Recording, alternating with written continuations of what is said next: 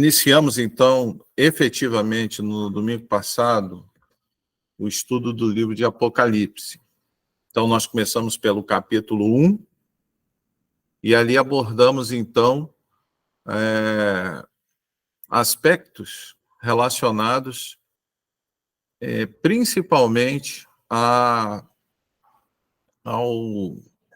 livro, né? A contextualização do livro. Então, quando foi escrito, quem escreveu, né?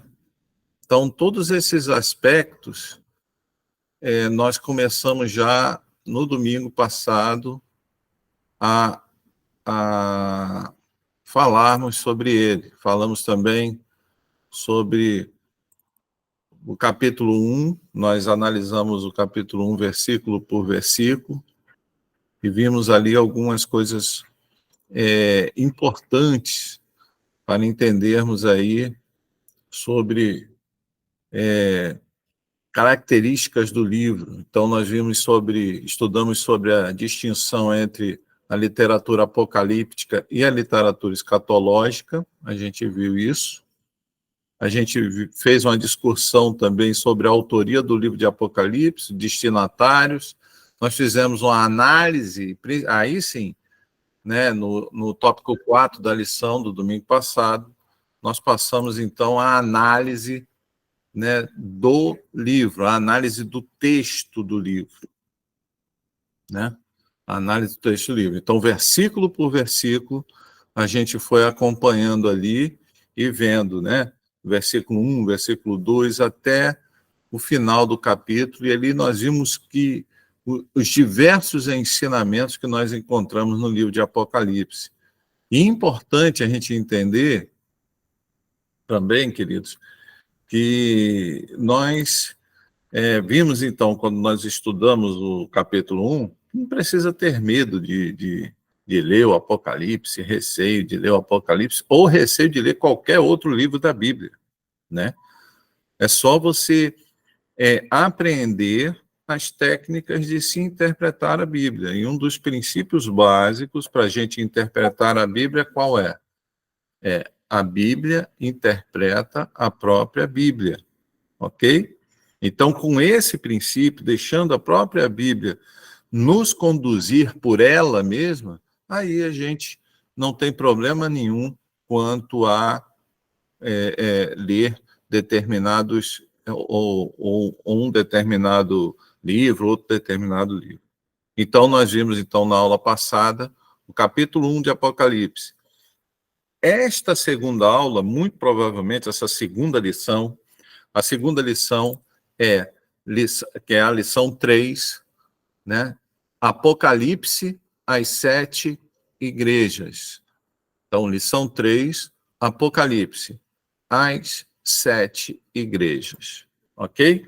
Por que eu coloquei assim? Porque, na realidade, a terceira lição, ela vai englobar 2 capítulos, o capítulo 2 e o capítulo 3, porque esses capítulos que fazem menção, que fazem alusão às cartas que foram escritas para as 7 igrejas da Ásia, ok? Então, é importante a gente entender isso aí. O capítulo 2 e o capítulo 3, não sei se vocês leram o capítulo 2 e o capítulo 3, o capítulo 2 e o capítulo 3 de Apocalipse, eles, né, retratam as cartas que foram escritas às 7 igrejas. Então, se você lê o Apocalipse, começa, né, com a revelação de Jesus Cristo a João, e ele termina já fazendo, capítulo 1, termina já fazendo menção a essas 7 igrejas.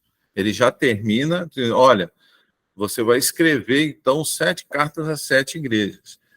Né? As 7 igrejas que se encontram ali na região da Ásia, que hoje seria ali a parte oeste da Turquia, a parte ocidental da Turquia, da atual Turquia. Então, essas igrejas, né, elas não existem mais, mas na época em que existiam, elas estavam localizadas ali no oeste da Ásia, né? No oeste do atual território do país Turquia. Então, meus amados, João, então, pelo Espírito, ele é instado, ele é levado a escrever essas 7 cartas para as igrejas, né? São 7. Então, ele vai escrever a primeira carta, ele vai escrever para a igreja de Éfeso, a segunda carta para a igreja em Esmirna, a terceira carta para a igreja em Pérgamo, a quarta carta para a igreja em Tiatira, e aí acaba o capítulo 2. O capítulo 3 de Apocalipse começa com a carta à igreja em Sardes, carta à igreja em Filadélfia, carta à igreja em Laodiceia, e aí termina o capítulo 3 de Apocalipse. Termina, então, com o escrito dessas cartas. Só que, amados, antes de nós passarmos para o estudo das cartas, é importante a gente entender, quem conhece, quem já leu essas cartas, quem já leu o capítulo 2 e o capítulo 3 de Apocalipse, né, é importante. Por isso que eu falo, a Bíblia ela precisa ser lida e a gente precisa perceber algumas coisas que a Bíblia fala. Essas cartas, elas têm uma estrutura. Se vocês notarem, as cartas que João escreve a essas igrejas, ela tem uma estrutura, né? Vamos ver essa estrutura aí, né? Vamos ver de que forma essa estrutura se processa. Então, a primeira coisa, né, se você pegar as cartas ali de Apocalipse capítulo 2 e capítulo 3, a primeira coisa que você vai notar é o quê?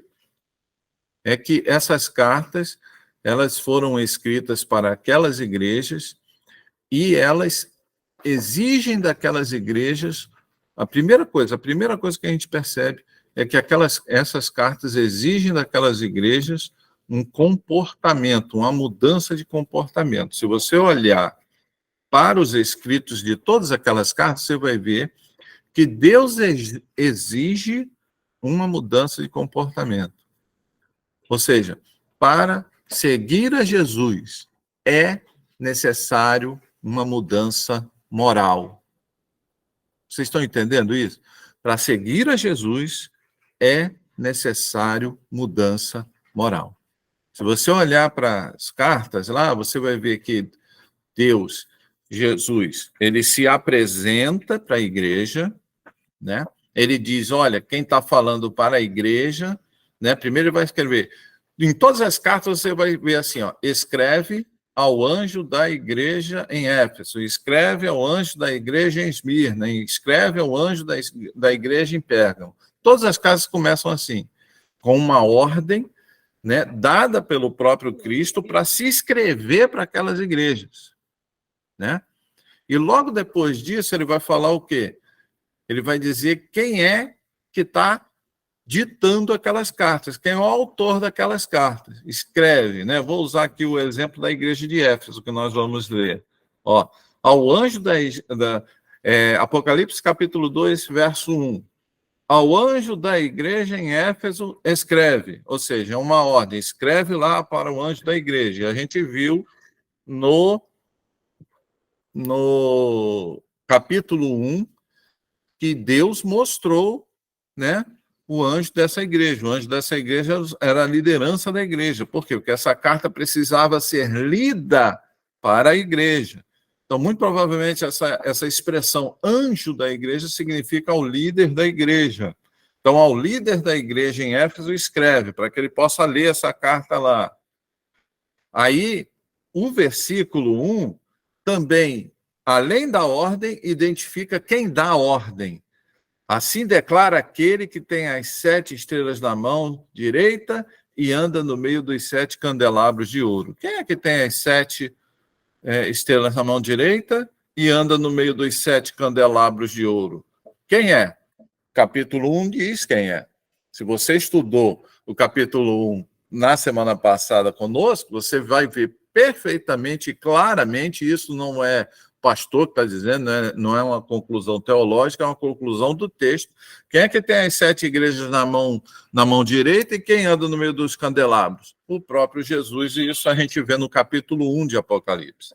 Então, toda a carta, né, todas as cartas, todas as 7 cartas que perfazem aí o texto de Apocalipse, capítulo 2 e 3, ela tem essa característica, pastor, essa característica de ser uma ordem, ou seja, essa carta foi dada a ordem, é um imperativo que foi dado a João para que ele escrevesse essa carta.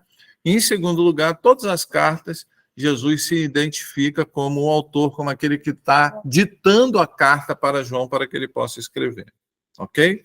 E se você continuar lendo a carta, você vai perceber que todas as cartas, elas exigem daquelas igrejas, né? Jesus faz observações positivas àquelas igrejas, mas também faz observações negativas àquelas igrejas. E ele exige daquelas igrejas uma transformação moral. E por que isso, meus irmãos? Por que Deus exige transformação moral? Vamos ver, então, por que Deus exige essa transformação moral? Eu vou pedir para você abrir a sua Bíblia aí, né? Vamos andar um pouco pela Bíblia. 1 Coríntios, capítulo 6, versos 10 e 11. Né? Vamos deixar um pouco Apocalipse. 1 Coríntios, capítulo 6, versos de 10 a 11. Abra sua Bíblia aí.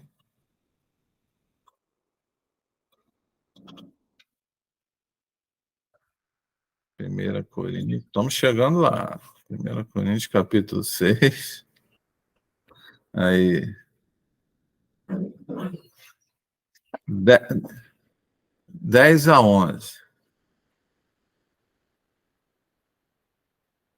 Só que eu vou mais além. Vamos ler o 9, 10 e 11. Tá ok? 9, 10 e 11. 1 Coríntios, capítulo 6, 9, 10 e 11. Olha só o que diz a palavra de Deus. Não sabeis que os injustos não herdarão o reino de Deus? Não vos deixem enganar. Nem imorais, nem idólatras, nem adúlteros, nem os que se entregam às práticas homossexuais de qualquer espécie, nem ladrões, nem avarentos, nem viciados em álcool ou em outras drogas, nem caluniadores, nem estelionatários herdarão o reino de Deus. Assim fostes alguns de vós, contudo, vós fostes lavados, santificados e justificados em nome do nosso Senhor Jesus Cristo e no Espírito Santo do nosso Deus. Amém? Então percebam, queridos, que Paulo, quando ele escreve quando ele escreve isso para a igreja, ele fala, olha, não vos enganeis, não vos deixe enganar. O relacionamento com Deus exige um comportamento moral que seja de acordo a este relacionamento, ou que esteja de acordo a este relacionamento. E aí ele vai dizer aqui, ele vai elencar em 1 Coríntios, capítulo 6, do versos 9, 10 e 11, ele vai elencar uma série de comportamentos morais que eles têm caráter eliminatório, ou seja, a pessoa que tem esse tipo de comportamento moral, ele não vai entrar no reino dos céus. E ele diz ainda assim, ó, não vos enganeis, ou seja, não vos deixe enganar, não sejam bobos, né? Não achem que, né, lá na hora da entrada no céu vai ter o jeitinho brasileiro. Não, não vai ter. A Bíblia é muito clara, né? Então, há necessidade. Por isso, amados, que seguir a Deus é uma relação de se submeter, é uma relação de submissão àquilo que Deus quer. Por isso que quando João escreve, e a gente vai ver isso nas cartas, né, escritas às igrejas, por isso que você vai ver, por isso que nós vamos ver que há uma exigência de Deus. Assim como lá para a igreja em Corinto, que nós acabamos de ler, quando Paulo, inspirado pelo Espírito, ele escreve aquelas coisas, ele diz assim, olha, não vos enganeis, existe uma qualidade de pessoas, existe um grupo de pessoas que estão impossibilitadas de entrar no reino dos céus. Mas por que elas estão impossibilitadas de entrar no reino dos céus? Porque elas negaram a palavra de Jesus e elas construíram comportamentos, construíram um estilo de vida que as inabilita a entrada ao reino dos céus. Então, amados, é muito sério isso. Apocalipse, ele já introduz esse tipo de proposta. No capítulo 2 e o capítulo 3, a estrutura das cartas do apóstolo João àquelas 7 igrejas, já infere essa realidade, já exige de nós essa realidade de que nós precisamos ter um comportamento que seja de acordo, que esteja casado, que venha a suprir aquilo que Deus espera de nós. Vamos continuar vendo o que a Bíblia fala sobre esse assunto? Olha só, abre a sua Bíblia aí, João, capítulo 17. Vai lá para João, capítulo 17. O apóstolo João agora, lá no seu evangelho, João, capítulo 17. Vamos ver o que a palavra de Deus diz, tá, gente? A gente está lendo a Bíblia. João, capítulo 17.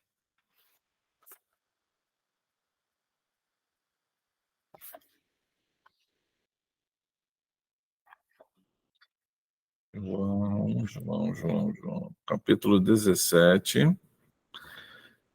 Vamos lá para o verso 14.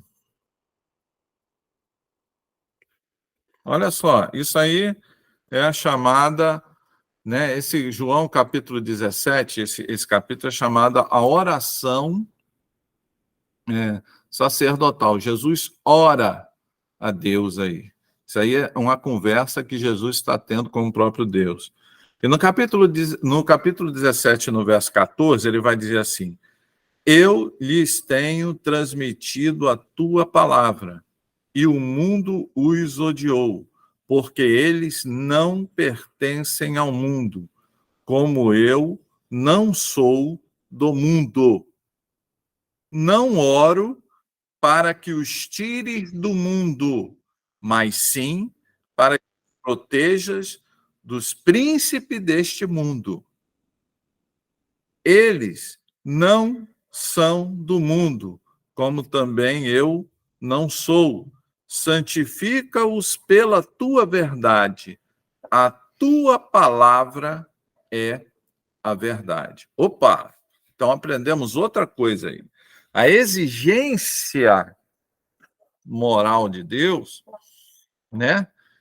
Ela exige de nós uma mudança de comportamento. Mas aí eu e você poderíamos perguntar assim: mas quais são os critérios? Quais são os ensinos? Né? Qual é a fonte de informação necessária para que eu mude o meu comportamento? Né? Você pode estar perguntando isso, você pode estar aí imaginando isso. Qual a fonte, né? Qual o conjunto de conhecimentos que eu tenho, né? Ou que eu posso ter acesso para que eu possa mudar o meu comportamento? Queridos, olha só, João capítulo 17, Jesus, quando ora a Deus, ele fala assim, no capítulo 14, Pai, eu tenho passado para todos eles a tua palavra. Ou seja, Jesus está dizendo assim, Pai, aqueles que me seguem, aqueles que desejam entrar no reino dos céus, eles estão eles estão recebendo a palavra, está sendo passado para eles a palavra, né? Verso 14 de João, capítulo 17. E isso aí, olha só, preste atenção. Você está recebendo a palavra, amém? Quando você recebe a palavra, receber a palavra não é só conhecer a palavra, meus irmãos. Quando eu digo palavra, é a Bíblia.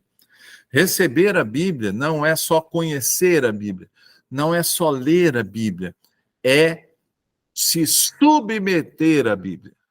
Então, todos aqueles que começam a se submeter àquilo que a Bíblia diz, isso começa a gerar neles um estado de comportamento que começa a distinguir esta pessoa daquilo que a Bíblia chama de mundo. Olha só o que diz o verso 14. Eu lhes tenho transmitido a tua palavra, Pai, e o mundo os odiou. Ou seja, o que é esse mundo?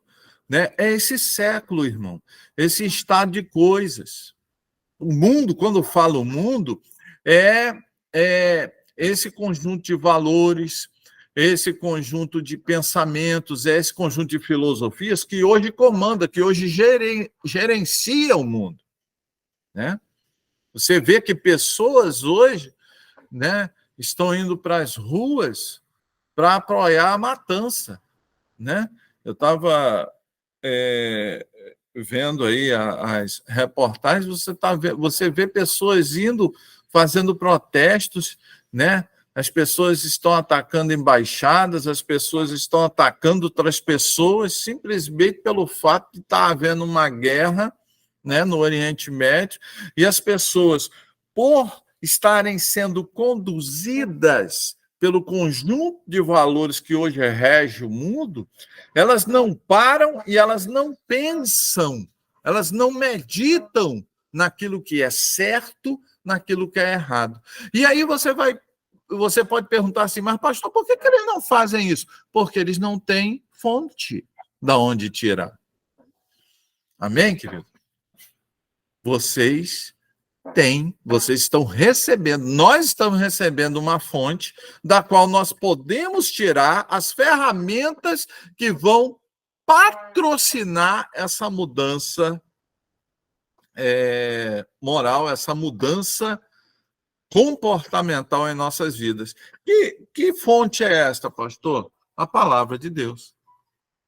Mas para isso, eu e você, nós temos que se submeter à palavra. É o que está dizendo aqui, olha.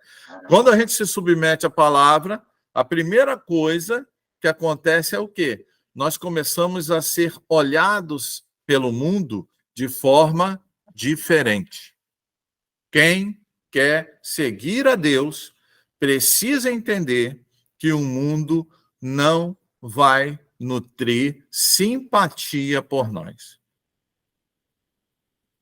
Nós vamos, durante o estudo do livro de Apocalipse, a gente vai ver isso muito, irmãos. Por quê? Porque a gente opera diferente, a gente acredita diferente, a gente se comporta diferente. Vamos continuar lendo a palavra de Deus? Olha só o que diz lá. Vamos lá para o iniciozinho, né, da Bíblia. Vamos lá para o iniciozinho da Bíblia. Né? Abra a Bíblia aí em Levítico, capítulo 20. Levítico, capítulo 20, versos 7 e 8. Levítico. Levítico é o início da Bíblia. Né? Lá no comecinho da Bíblia. Levítico, capítulo 20, versos 7 e 8. E aí o próprio Deus, falando ao povo de Israel daquela época, o povo de Israel hoje é o povo de Israel universal, são todos aqueles que seguem a palavra de Deus, espalhados pelo mundo todo, pertencentes a toda a tribo, raça e nação, dentre eles somos nós. Nós pertencemos ao Israel de Deus. E Deus está falando hoje para o seu Israel a seguinte expressão: portanto, santificai-vos e sede santos, pois eu eu sou o Senhor vosso Deus, e guardai os meus estatutos e cumpri-os. Eu sou o Senhor que vos santifica. Perceba, amados, que toda a Bíblia, a gente leu Levítico. Levítico é Pentateuco, são os 5 primeiros versículos da Bíblia, por isso que é Penta, né? 1, 2, 3, 4, 5, Pentateuco. Lá no Pentateuco também tem esta mensagem. Você vê que já começa com um imperativo de Deus, com uma ordem de Deus, santifica. Mas ele dá o quê? A fonte das ferramentas que vão implementar essa santificação em nós, que é o quê? Que é a palavra, que são os mandamentos, são os estatutos, que são os juízos de Deus, que é a palavra de Deus. Então, perceba que toda a linguagem bíblica, em toda a linguagem bíblica, amados, em toda a linguagem bíblica, você vai ver o seguinte: você quer seguir a Deus, você quer ser filho de Deus, você quer ser seguidor de Jesus Cristo, não tem jeito. A primeira coisa que você tem que fazer é se submeter à palavra de Deus, né? É se submeter aos estatutos e juízos de Deus, porque eles é que vão implementar, eles é que vão trabalhar na nossa mente o conhecimento necessário para que nós venhamos a construir um comportamento, um pensamento, uma visão de mundo que esteja em acordo, ou que esteja casado, ou que esteja de acordo com aquilo que Deus tem para nós. Ok? Vamos continuar lendo aí? Veja que eu só estou lendo a Bíblia com vocês. Abre lá, volta agora. Você leu lá no Velho Testamento, no iníciozinho do Velho Testamento, agora vai lá para quase o final da Bíblia. Vai lá para 1 Pedro. Primeira carta de Pedro.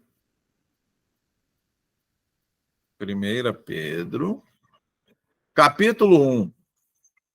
Abre lá. 1 Pedro, capítulo 1.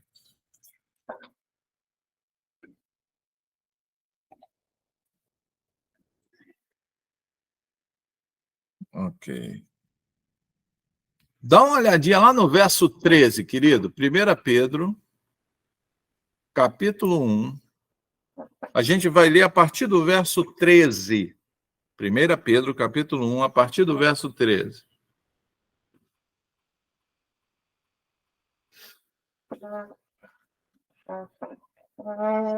Olha só o que diz a palavra. Assim sendo, estai com a mente preparada, prontos para agir, alertas. Depositai toda a vossa esperança na graça que vos será outorgada na plena revelação de Jesus Cristo. Como filhos da obediência, não permitais. Opa! Vou repetir porque esse versículo 14 ele é tremendo. Como filhos da obediência, não permitais que o mundo vos amolde as paixões que tinhas outrora ou que tinha antes, quando vivias na ignorância. Porém, considerando a santidade daquele que vos convocou, tornai-vos da mesma maneira santos em todas as vossas atitudes, porquanto está escrito: sede santos, porque eu sou santo, diz o Senhor. Amém, queridos? Olha só que coisa tremenda. Ele começa dizendo: assim sendo, estai com a mente preparada, prontos para agir, alertas. Depositai toda a vossa esperança na graça que vos será outorgada, ou seja, será outorgada, está lá no futuro. Que graça é essa? Na plena revelação de Jesus Cristo. Qual é a plena revelação de Jesus Cristo? Aquilo que a gente está estudando em Apocalipse, que é a segunda vinda de Cristo. Então, amado, o que tem que impulsionar a minha e a sua vida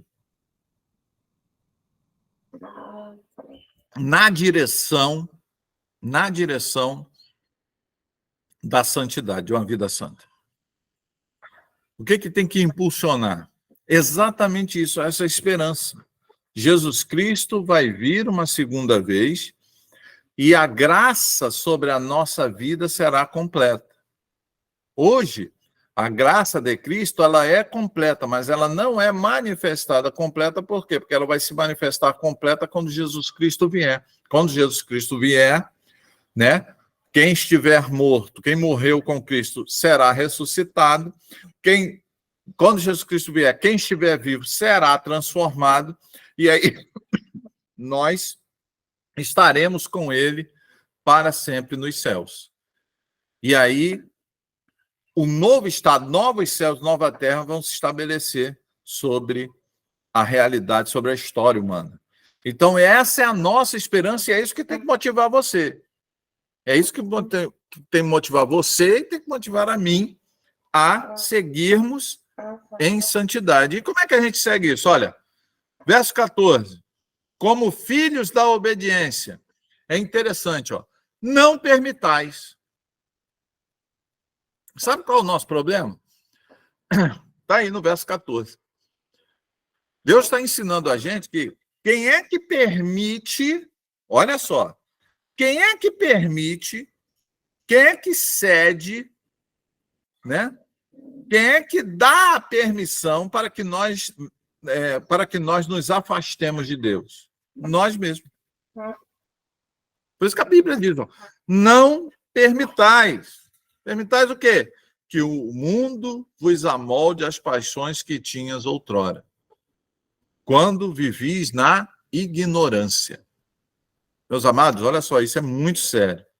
O que a Bíblia está dizendo? Não permita que o mundo, quando o mundo aqui é o mesmo mundo lá de João, capítulo 17, não permita que esse estado de coisas, que esse conjunto de valores que hoje domina o mundo, que essa visão de mundo que hoje as pessoas têm. Do que eu estou falando, pastor? Desonestidade, homossexualismo, toda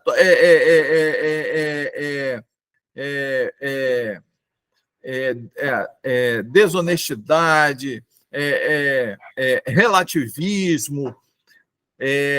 As pessoas não acreditam mais hoje nos valores familiares, ou seja, tudo isso que o mundo prega, né, não pode amoldar a forma como nós pensamos. É o que está dizendo aqui no verso 14. E quem é e a permissão está na mão de quem? Está na tua mão. Você só é amoldado se você quiser. A sua vida só não fica em acordo com Jesus se você não quiser. É o que a Bíblia está dizendo aqui. Então, isso é muito sério, gente. Por quê? Porque quem escolhe viver na ignorância vai viver de acordo com aquilo que o mundo lhe propõe. Eu vou responder, aí você coloca isso aí no seu Facebook, no seu Instagram, em vez de colocar besteira, você coloca isso. Quem escolhe viver na ignorância, fatalmente viverá conforme ou em conformidade com aquilo que o mundo lhe propõe. Que ignorância é essa, pastor? Ignorância espiritual. Porque somente aqueles que ignoram as coisas de Deus é que absorvem as coisas do mundo. Quem ignora os princípios de Deus, absorve os princípios do mundo.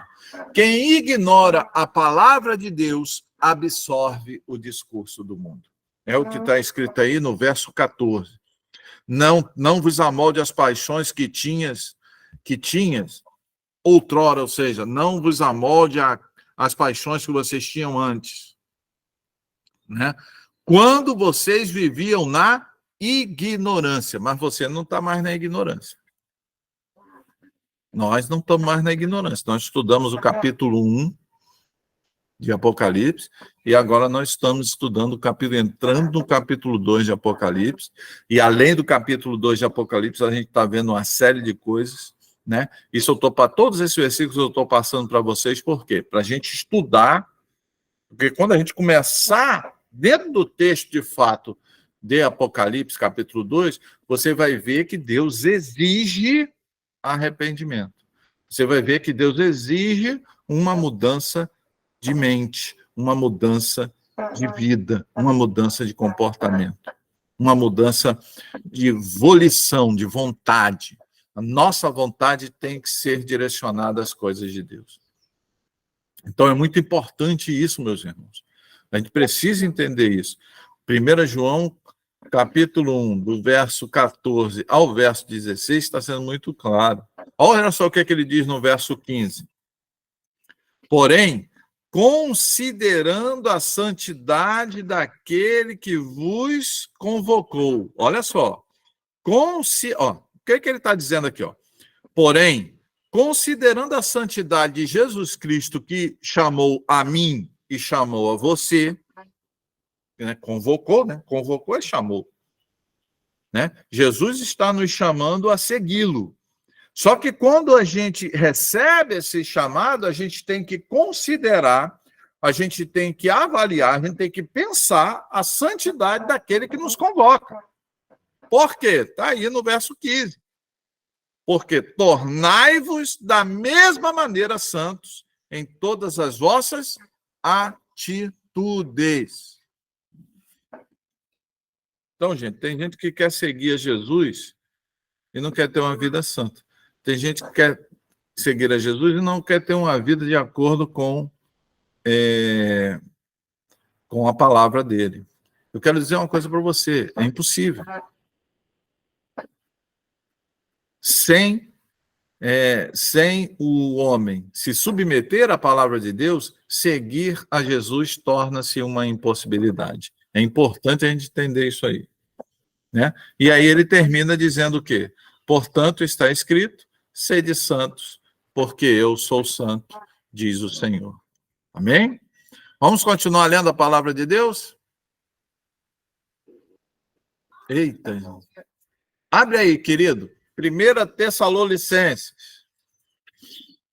Fica pertinho aí. Vai só um pouquinho antes. 1 Tessalonicenses, capítulo 4.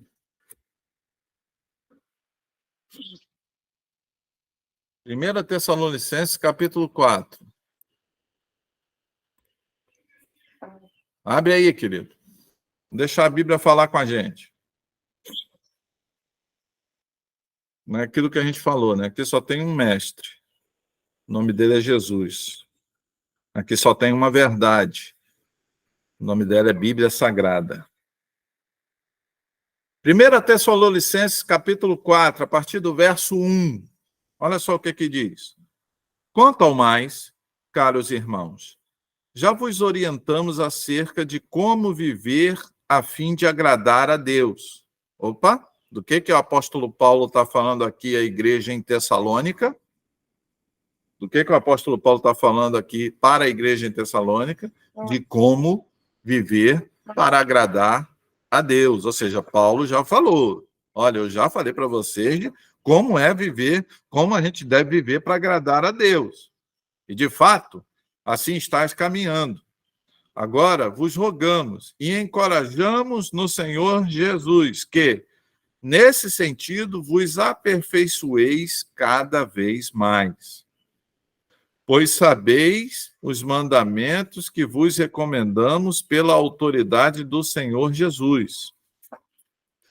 A vontade de Deus é esta.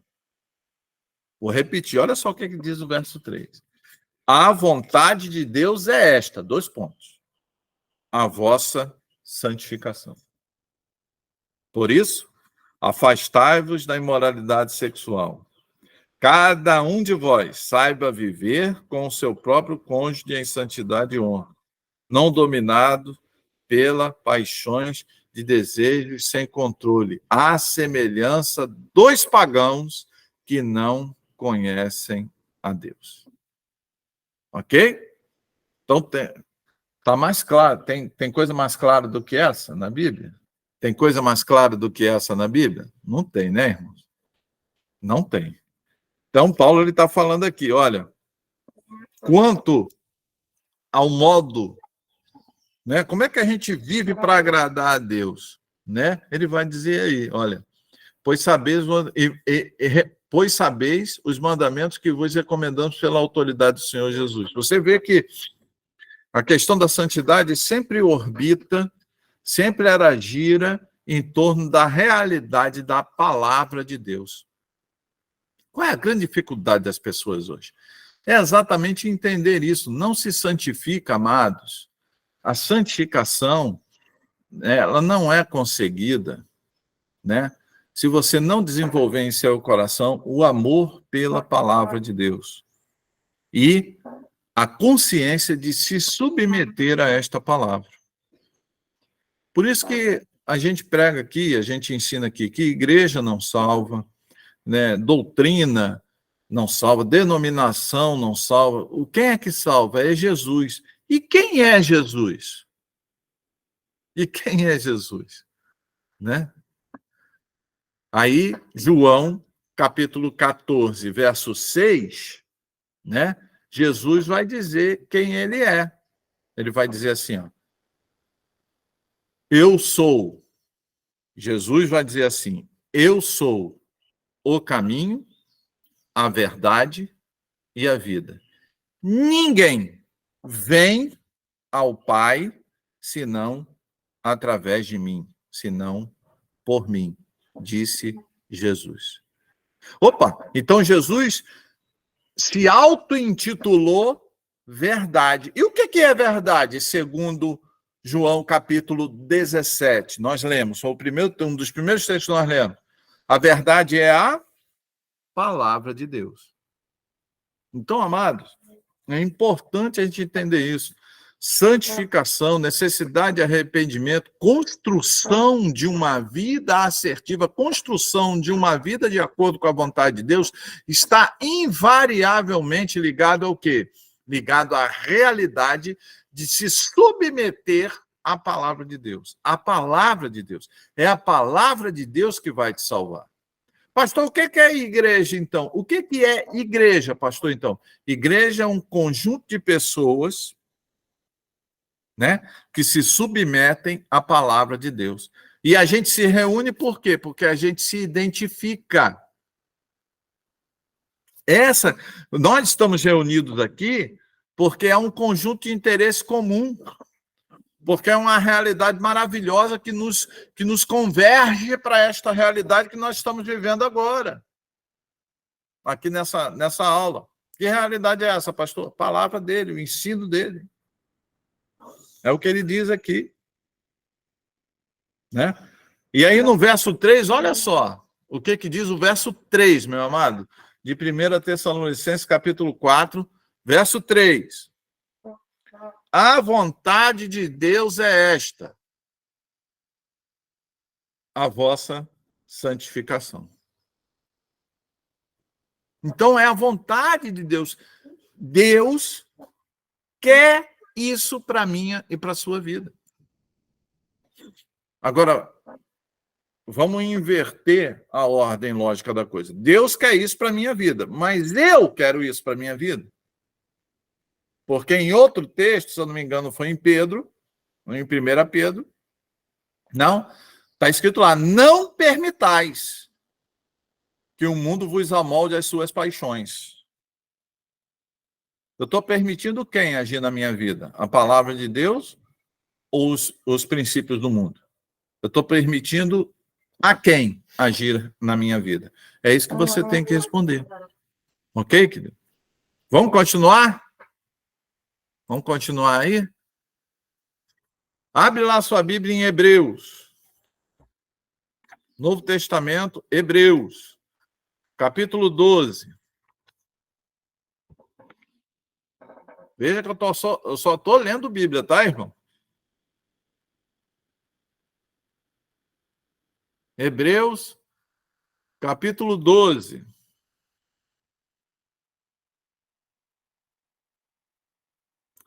Vamos lá para o verso 13. Hebreus, capítulo 12. Vamos lá para o verso 13.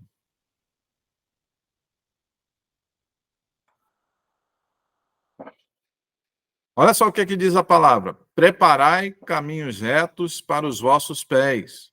Vou repetir. Preparai caminhos retos para os vossos pés. Quem tem que preparar é a gente. Quem tem que construir a história de vida de forma correta, segundo a palavra de Deus, é eu e você. Olha, veja que o verbo aí está no imperativo, é uma ordem. Preparai caminhos retos para os vossos pés, para que aquele que manca não se desvie, pelo contrário, seja curado. Esforçai-vos para viver em paz com todas as pessoas e em santificação, sem a qual ninguém verá o Senhor. Vou repetir. Esforçai-vos para viver em paz com todas as pessoas e em santificação, sem a qual ninguém verá o Senhor. Ok? Então perceba que o texto bíblico ele está orientando o quê? A minha e a sua vida o quê? A se esforçar. Então, amados, precisa ter esforço. Hoje, eu estou olhando aqui, né? Eu estou olhando aqui a carinha de vocês, estou vendo o número de pessoas que estão participando, né? Estou vendo o número de pessoas que hoje estão na igreja lá assistindo essa aula. E o que a gente tem que se perguntar é: será que tem tido esforço de nossa parte? Será que a gente tem se esforçado, de fato, para vivermos uma vida baseada no conhecimento daquilo que Deus quer para nós?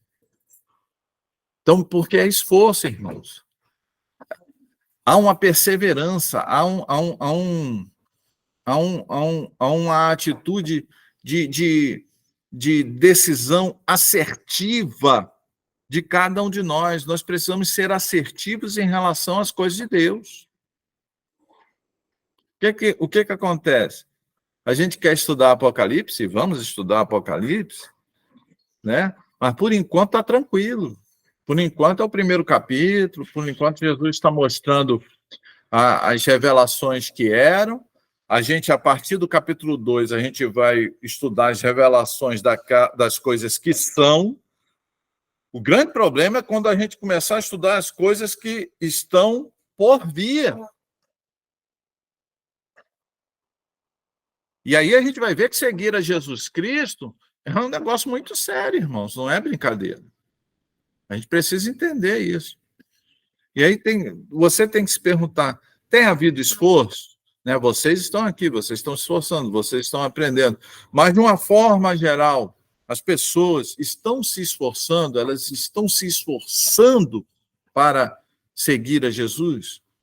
Elas separam tempo em suas vidas para buscar na fonte, que é a palavra dele, as ferramentas necessárias para a construção de uma vida segundo o coração de Deus? Então, são essas as questões que nós temos que responder. Até porque o verso 14 diz assim, olha, a gente deve se esforçar para viver em paz com todas as pessoas e em santificação, de novo, santificação, sem a qual ninguém verá o Senhor. Ok? Sem a qual ninguém verá o Senhor. Então, amados, é necessário entendermos, então, que a Bíblia, ela exige de nós mudança de comportamento. Com licença. Ela exige de nós uma mudança de atitude, uma mudança de visão de vida, A gente tem que se afastar cada vez mais daquilo que o mundo propõe para a gente, se afastar e se aproximar cada vez mais do ideal sonhado por Deus para mim e para a sua vida. Esse é o caminho da santificação. Ok?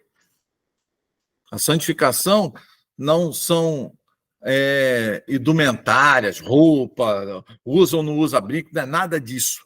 Santificação é indumentária do coração, da alma, daquilo que principalmente eu e você, nós acreditamos. Dito tudo isso, vamos lá? Se você tem coragem, então, vai lá para o Apocalipse. Se você tem coragem, então vai lá para o Apocalipse.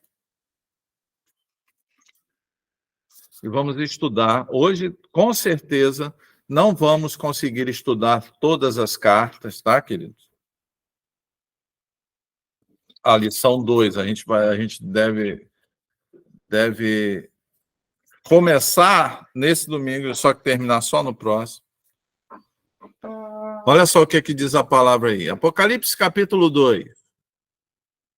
Vai lá para o final da Bíblia. Apocalipse capítulo 2.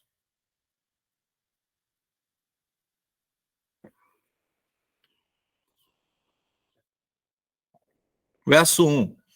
Vamos, então, fazer uma análise agora.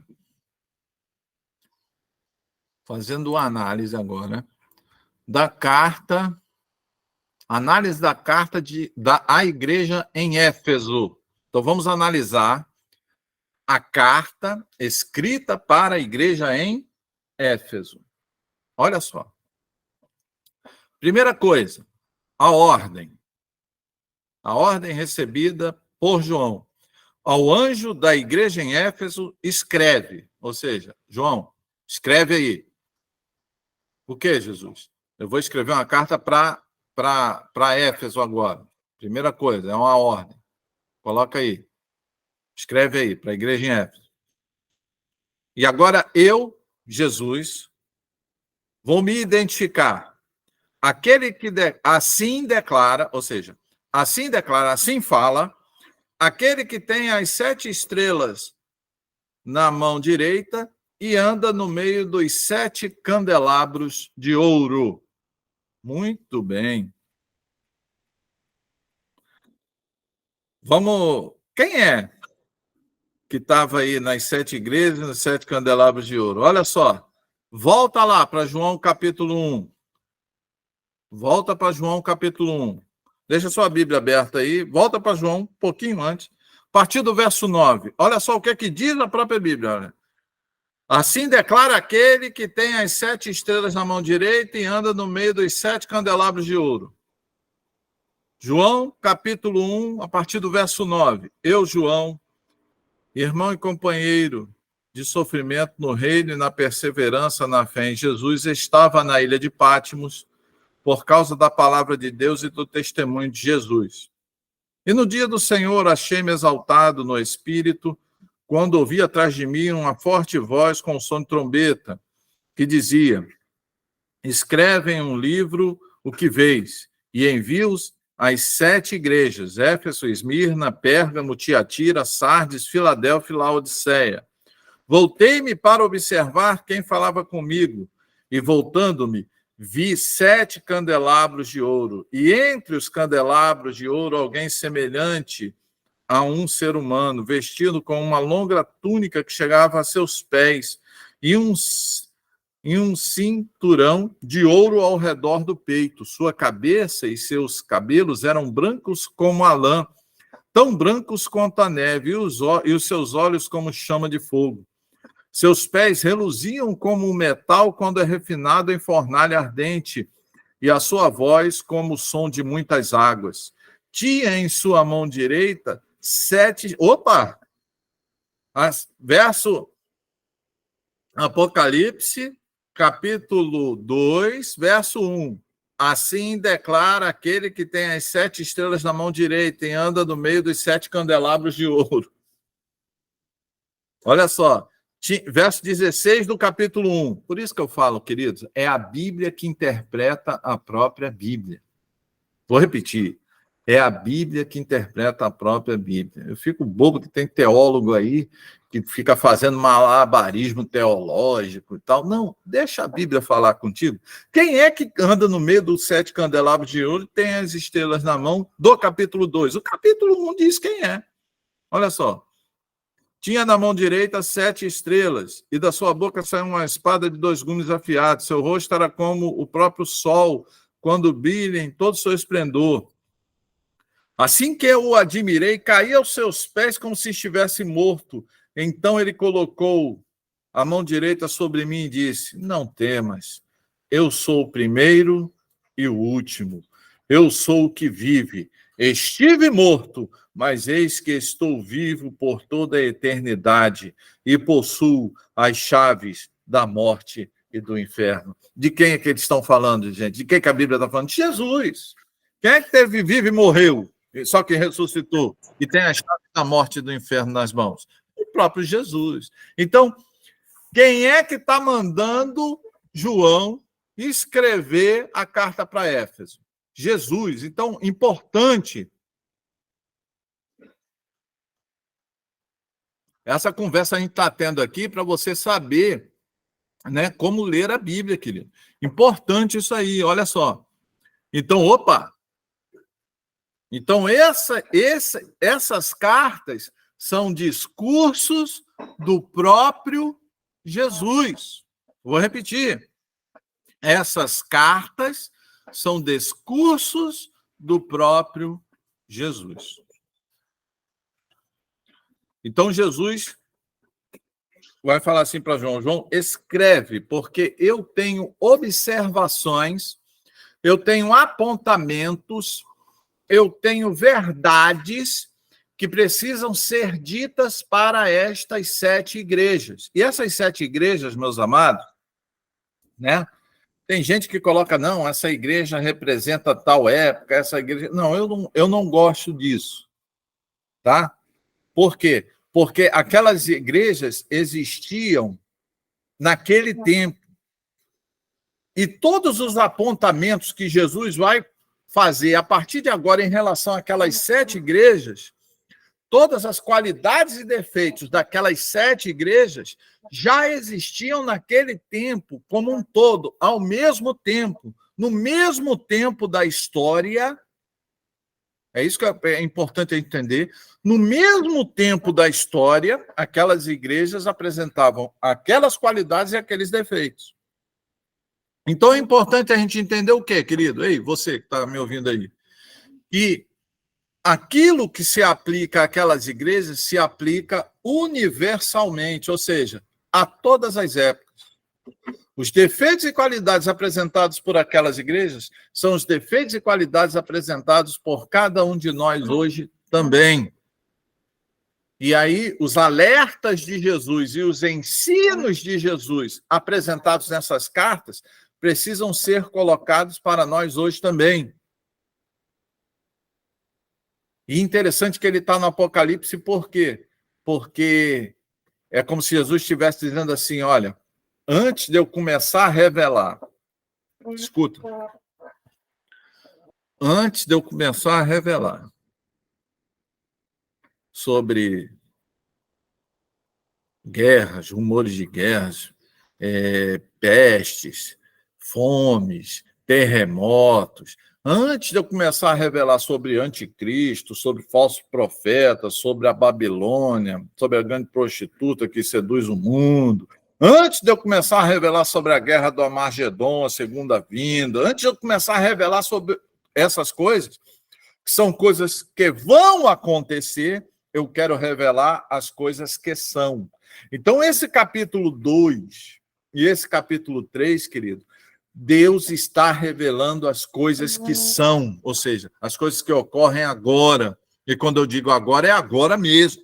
Da mesma forma que estavam ocorrendo aquilo de lá naquelas igrejas, hoje, da mesma forma, os mesmos defeitos e qualidades ocorridos naquelas igrejas ocorrem hoje. E a necessidade de arrependimento para aquela época é a mesma necessidade de arrependimento para hoje. Amém, queridos? Vamos continuar? Você tem coragem? Então vamos dar uma olhada aí. Assim declara aquele que tem as 7 estrelas na mão direita e anda no meio dos 7 candelabros de ouro. Ou seja, assim declara Jesus. Olha só o que é que ele vai falar para a igreja em Éfeso. Verso 2, do capítulo 2 de Apocalipse. Verso 2 do capítulo 2 de Apocalipse. Conheço as tuas obras. Vou repetir. Só essa partezinha. Conheço as tuas obras. Amados, isso é muito sério. Isso infere a realidade, uma realidade que as pessoas parecem que esquecem. Quando se trata de Jesus, a gente está falando do Deus onisciente.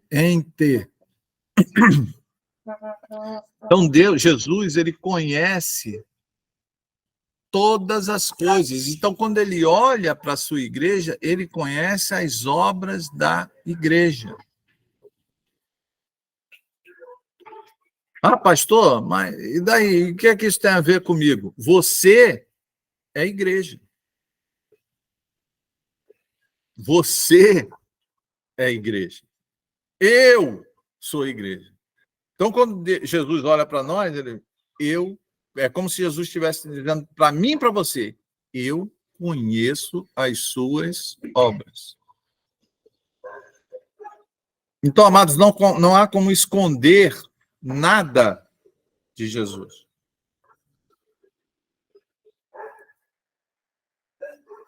Nosso coração, ele tem que estar aberto, principalmente nossa mente, tem que estar com esta consciência. Olha, nós estamos abertos, nós estamos desnudos, nós estamos rasgados, nós estamos manifestados diante da onisciência de Jesus.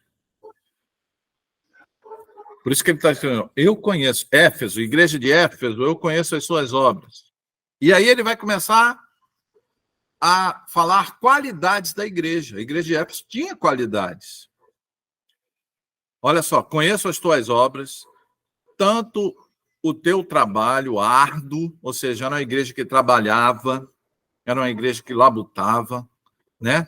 Como a tua perseverança, ou seja, era uma igreja que trabalhava arduamente, que perseverava, e não podes tolerar pessoas más, ou seja, era uma igreja que não tolerava pessoas más, pessoa que se amoldava ao mundo, que procurava se amoldar ao mundo, ela não tolerava, né? Ela não aceitava. E que puseste à prova aqueles que a si mesmos se declaram apóstolos, mas não são, e os descobriste que eram impostores. Então, era uma igreja também que tinha muito discernimento. Não era qualquer conversinha, não era qualquer coisa, não era uma igreja que acreditava em qualquer coisa. Era uma igreja que colocava à prova aqueles que se diziam apóstolos. Ou seja, o que quer dizer isso, amado? Tem muita gente hoje que, em vez de pautar a sua Bíblia, pautar a sua vida sobre aquilo que a Bíblia fala, pauta a sua Bíblia sobre pessoas, sobre apóstolos, sobre líderes. A igreja de Éfeso, ela tinha essa qualidade, ela colocava à prova. Não, peraí, você é de Deus? Você está dizendo que é um apóstolo de Jesus? Ok, então vamos lá. O que é que você acha disso? O que é que você acha disso? Se tivesse em desacordo com a palavra de Deus, a igreja de Éfeso era uma igreja que não aceitava esse tipo de liderança. Olha só, meus irmãos. Então, era a igreja. Será que você está colocando a sua vida sob a liderança de quem? Né? Jesus Cristo é o sumo pastor. Então, a nossa vida ela tem que estar sob a liderança de Jesus. Todos nós somos servos. Ah, mas pastor, e o pastor? A Bíblia diz que o pastor é o servo dos servos. O pastor ele não está na igreja para ser servido, não. O pastor ele está na igreja para servir. É diferente. Vou repetir aí, coloca isso aí no seu Facebook, no seu Instagram, né? O pastor, ele foi colocado na igreja não para ser servido, mas para servir. É diferente. Então, amados, a igreja de Éfeso, ela tinha essas qualidades. Poxa, era uma igreja, vamos lá, verso 2. Trabalho árduo e perseverante, ou seja, era uma igreja que trabalhava muito, perseverava, não tolerava pessoas mundanas, não tolerava pessoas más, que se amoldavam, não se submetia a uma liderança que não fosse bíblica. Olha só que legal, né? Que ele se apresentava como apóstolo, ou seja, como líder da igreja, mas não era falso apóstolo. A igreja ela denunciava. Excelente. Verso 3. Tens perseverado e suportado sofrimentos de toda espécie por causa do meu nome, e não te deixastes desfalecer. Era uma igreja tenaz. Era uma igreja que estava sendo perseguida pelo Império Romano. Perceba que quando Apocalipse foi escrito, nós vimos isso. Quem deveria estar ali como imperador do Império Romano deveria ser Domiciano.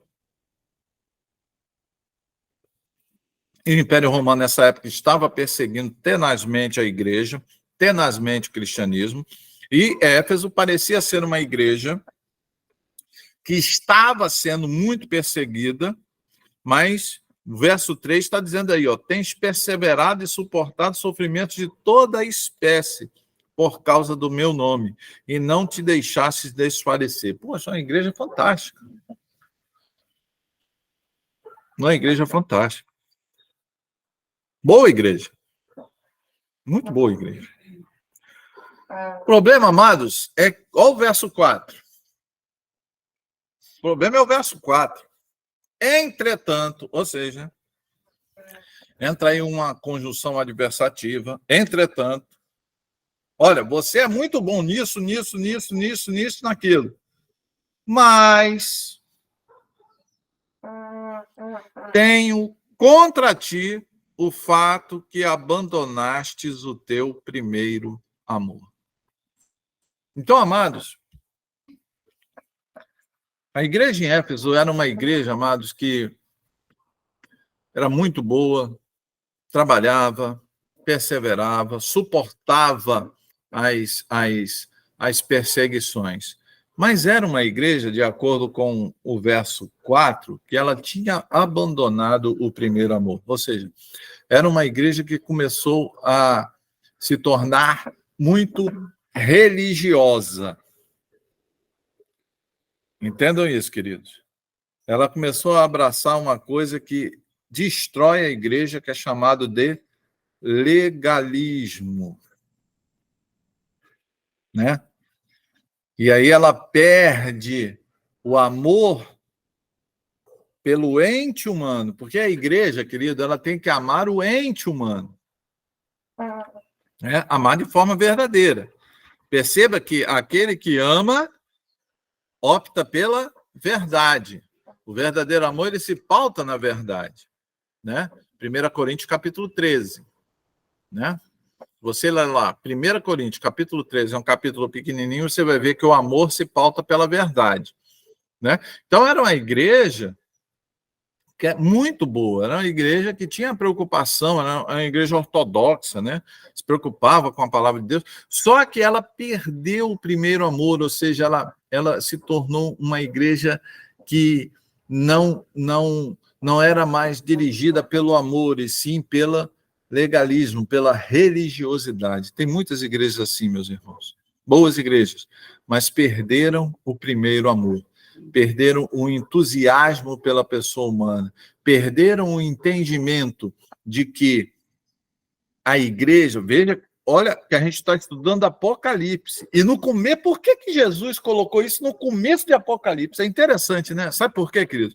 Porque ele está querendo preparar a igreja para os momentos difíceis pelos quais ela vai passar. Então, a igreja, ela tem que recuperar, ela tem que se voltar para esse chamado primeiro amor.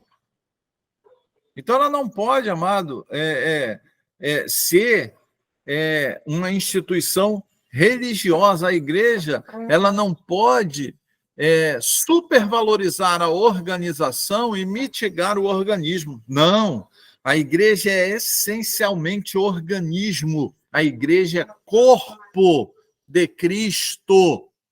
A igreja são pessoas, não são templos, não são denominações, não são estruturas criadas pelo homem. A igreja é um conjunto de pessoas. A igreja sou eu e você que está sentado aí, onde você estiver com a Bíblia aberta.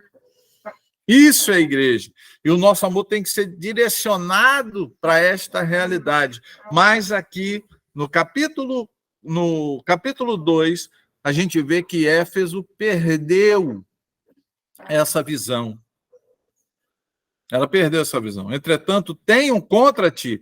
Perceba que quando a igreja se torna religiosa, ela fica contra Cristo. Jesus se coloca contra ela. Pois tenho contra ti. Ou seja, se a igreja ela começar a caminhar para a religiosidade, sabe por quê, meus amados? Porque religiosidade você começa a valorizar aquilo que tem menos importância. Tem igreja que valoriza a denominação, tem igreja que valoriza a doutrina denominacional, tem igreja que valoriza o templo, tem igreja que valoriza as suas instituições, tem igreja que valoriza a sua política. Mas e essas igrejas, quando começam a valorizar essas coisas, elas colocam em detrimento aquilo que é essencial na igreja, a pessoa humana, o homem em si, porque você é igreja. Vou repetir, você é igreja, não é a estrutura, é o homem. É a pessoa, é o ente humano. Jesus morreu na cruz por mim e por você. Jesus morreu na cruz para nos salvar. E a igreja é esse conjunto de pessoas que se reúne, livres, sobre uma única verdade. Ok? Não, verdade não escrita por mãos humanas, não dada por mente humana, mas a verdade da palavra de Deus. Então, amados, entretanto, verso 4 do capítulo 2 de Apocalipse, entretanto, tenho contra ti o fato de que abandonaste o primeiro amor. Olha só o que é que diz o verso 5. Recorda-te, pois, de onde caíste. Olha só, Jesus está falando isso com a igreja lá de Éfeso, está falando com a igreja hoje. Lembra que eu falei que a aplicabilidade desse texto era universal, ok? Como todos esses defeitos e qualidades estavam lá naquele tempo, também estão hoje neste tempo. Então, os ensinos aplicados lá também são aplicados aqui, são universais. Recorda-te, pois, de onde caíste, arrependa-te e volta à prática das primeiras obras. Olha só, olha quanto ensino tem aí, querido. Primeira coisa, recorda-te, pois, de onde caíste. Então, a responsabilidade.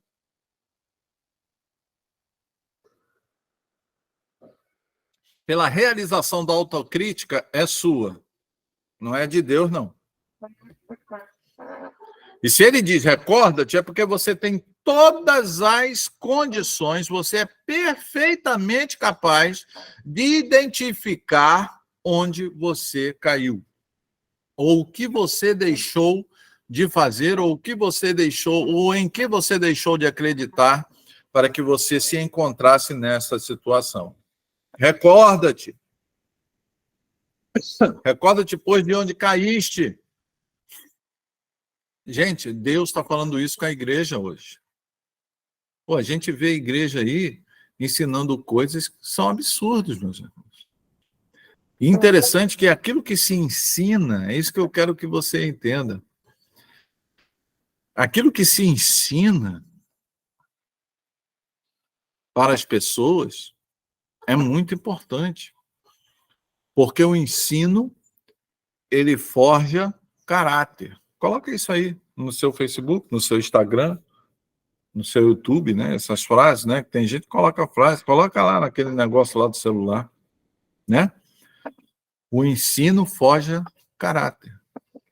Então, que tipo de ensino está sendo espalhado? Que tipo de ensino está sendo interiorizado pelas pessoas hoje, né?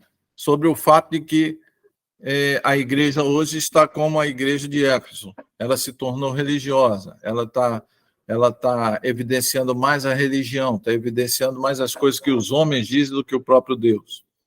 Então, tem igreja hoje que proíbe casamento, tem igreja hoje que proíbe alimento, né? Tem igreja hoje que ensina que você tem que se ajoelhar diante de imagens, né? E isso está contra a palavra de Deus, amados. Está muito claro aqui, né? E qual era o problema de Éfeso? Éfeso entrou nessa bancarrota aqui, ó. E aí isso aí que determinou o quê?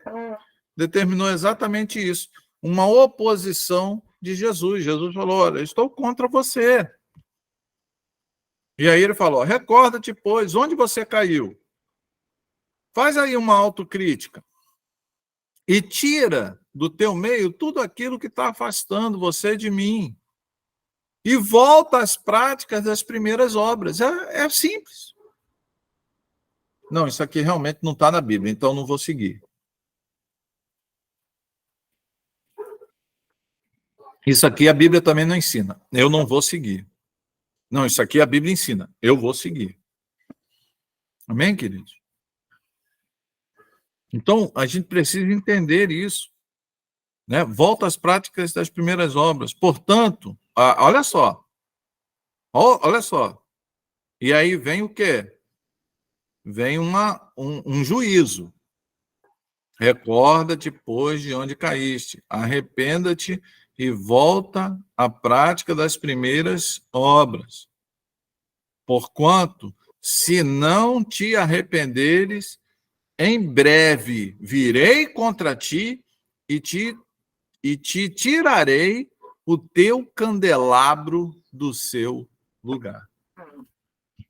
Gente, isso é muito sério. Portanto, se arrepende. Portanto,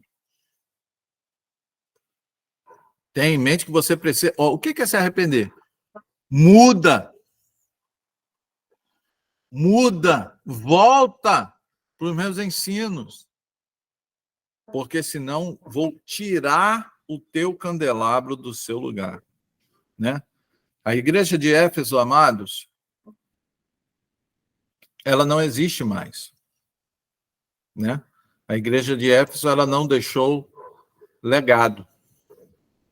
O local onde se localizava, o local onde estava localizada a igreja de Éfeso hoje, é um país o quê? A Turquia. De maioria muçulmana. Os ensinos de Jesus perderam-se ao longo do tempo. Vou repetir. Os ensinos de Jesus naquela região perderam-se ao longo do tempo. O candelabro foi tirado do seu lugar. A luz, o candelabro é a luz já não está mais ali. Tira dali, coloca em outro canto. Está aqui no Brasil, glória a Deus. Né? Está aqui no Brasil, glória a Deus. Né? Está em vários outros locais do mundo. Mas naquele local, né, o candelabro foi tirado do seu lugar. Amados, a gente tem que pensar sobre isso, porque algo que nos chama a atenção é que esse processo ele está de forma acelerada ocorrendo em vários locais. Um grande exemplo disso é a Europa. O velho continente, né, foi, no passado, um continente predominantemente cristão. Amém? Foi um continente predominantemente cristão. Foi uma sociedade que cultuava e pregava e praticava valores cristãos. Mas, ó, isso é a síndrome de Éfeso, né? A síndrome de Éfeso, né? Entrou ali no continente europeu. Hoje, o continente europeu ele não tá sem candelabro praticamente. Cerca de 70%, se eu não estou errado, né? Se alguém souber aí a porcentagem mais correta, pode me corrigir, não tem problema nenhum. Mas eu ouvi que cerca de 70% do continente europeu ele está se islamizando, ele está se tornando islâmico. Os ensinos de Jesus estão se perdendo com o tempo, estão sendo deixados. As sociedades europeias, a sociedade europeia não é uma sociedade que hoje cultua, não é uma sociedade que hoje pratica os ensinos cristãos. A mesma coisa está ocorrendo com a sociedade americana, que era um país que surgiu cristão, surgiu com as bases judaico-cristãs, e essas bases judaico-cristãs estão se perdendo com o tempo, estão adotando os relativismos da vida moderna. Então, amados, quando isso acontece, o candelabro é retirado. O que significa tirar o candelabro? Ele trazia luz. Vós sois o sal da terra e a luz do mundo. A gente leu esse versículo lá no começo, né? A gente leu esse versículo lá no começo da lição 2, que a gente estudou o capítulo 1. Então, o candelabro é tirado. Então, amados, é muito sério isso. A gente tem que prestar atenção nisso. Estamos perdendo os valores cristãos, assim como a igreja em Éfeso. E a igreja em Éfeso não existe mais. Em muitos lugares, o cristianismo ele está minguando, está saindo, está deixando de existir. Por quê? Porque a sociedade está adotando outros valores. Portanto, se não se arrependeres, em breve virei contra ti, verso 5, parte B, e tirarei o seu candelabro. E aí, Jesus ele coloca outra qualidade da igreja. Tem, contudo, a teu favor que odeias as práticas dos nicolaítas, os quais eu também odeio. Então, Jesus ele coloca outra qualidade da igreja aqui. No verso 6.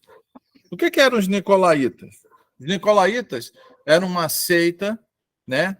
Os estudiosos, ou a grande maioria dos estudiosos teólogos, era uma seita liderada por Nicolau, que pregava o sincretismo do cristianismo com as religiões pagãs e com a filosofia helênica. Então, ele gostava de misturar as coisas. Misturava cristianismo com filosofia platônica, cristianismo com panteão greco-romano. Então, esse sincretismo ele é condenado pelo próprio Jesus. E a carta aos Efésios termina no verso 7, com a seguinte expressão: quem tem ouvidos, compreenda o que o Espírito declara às igrejas.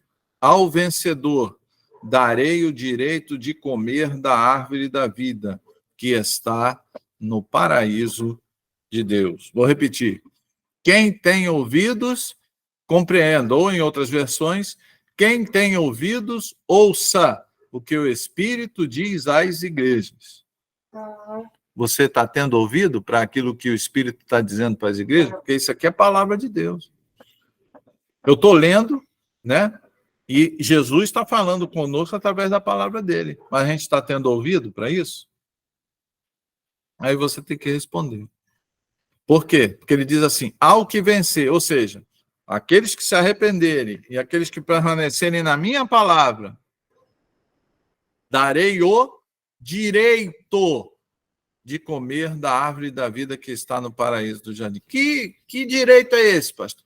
O direito que nós perdemos. Abre lá em Gênesis.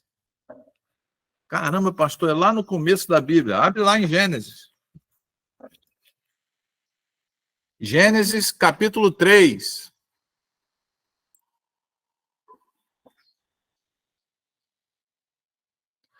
Versos 22 a 24. Gênesis capítulo 3, verso 22 a 24.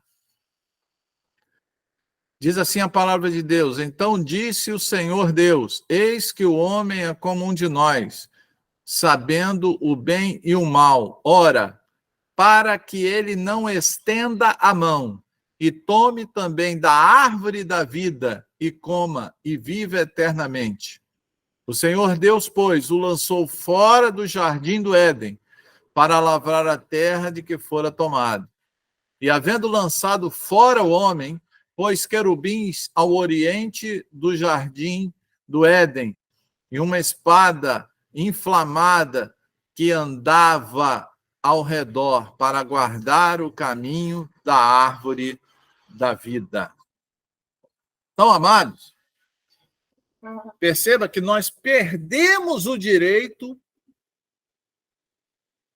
de tomar o fruto da árvore da vida quando entrou o pecado no mundo. Gênesis capítulo 3 fala da entrada do pecado no mundo. O homem agora era pecador. E aí Deus fala assim, olha, para que ele não toma da árvore da vida e coma eternamente, e não tenha mais jeito para ele, vamos expulsar ele do jardim, porque expulsando ele do jardim, ele tem condições de se arrepender e através da graça de Jesus Cristo, ele retorna e ele recupere este direito.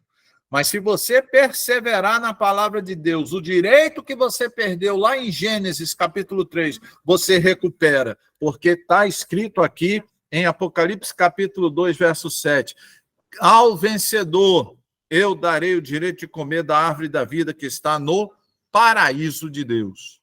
Então Deus quer restaurar todos os seus direitos, mas você precisa ficar firme na palavra de Deus. Amém? Então, estudamos uma carta de Éfeso. Faltam 6.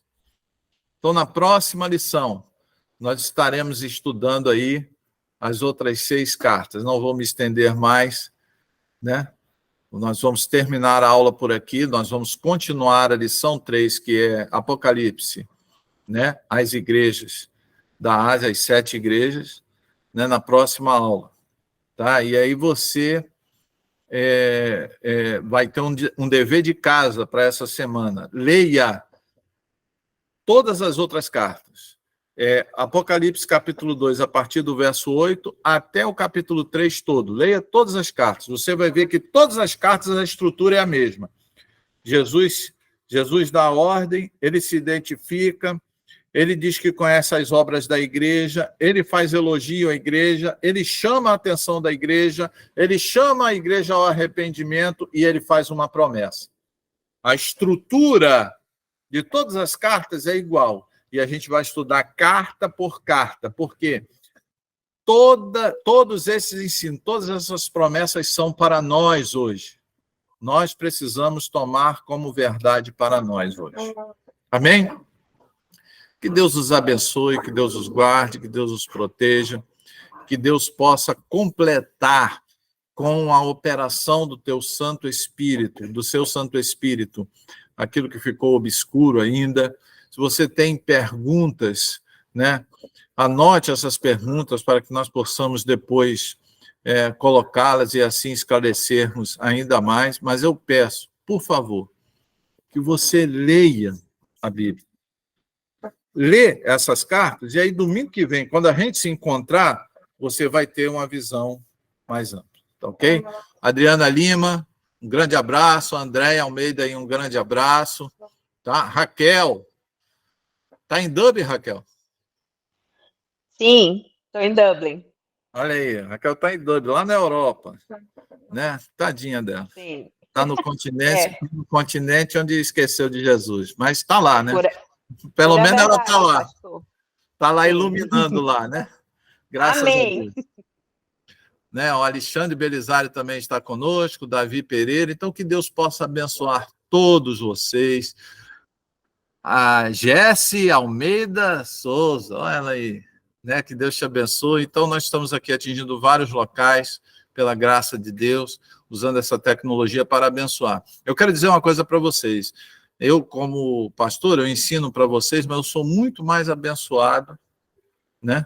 Por quê? Porque para eu ensinar para vocês, eu tenho que ler, eu tenho que aprender. Então, gente, por isso que a palavra de Deus é faca de dois gumes. Ela corta na entrada, mas também corta na saída. Se a palavra de Deus falou contigo, é porque ela falou comigo também. Então, que Deus possa nos abençoar. Vamos orar. Pai, muito obrigado a Deus por esse estudo. Obrigado ao Pai por estarmos contigo. Esteja com a comunidade evangélica Geração da Conquista, ó Deus, lá em Manaus. Que esta igreja, ó Pai, possa crescer, ó Pai, em unidade, que possa crescer em conhecimento e em graça da Tua palavra. Ó Pai, eu peço que essas bênçãos reivindicadas para a Tua igreja ali em Manaus possam se estender para todas as pessoas, para todos os irmãos amados que nos ouvem, e que possamos crescer juntos, e que essas cartas possam nos alertar para os possíveis erros que nós venhamos a cometer, para nos livrarmos desses erros e nos prepararmos para o encontro contigo nos céus. Senhor, muito obrigado. É o que nós pedimos, em nome de Jesus. Amém. Que Deus os abençoe, Deus os guarde.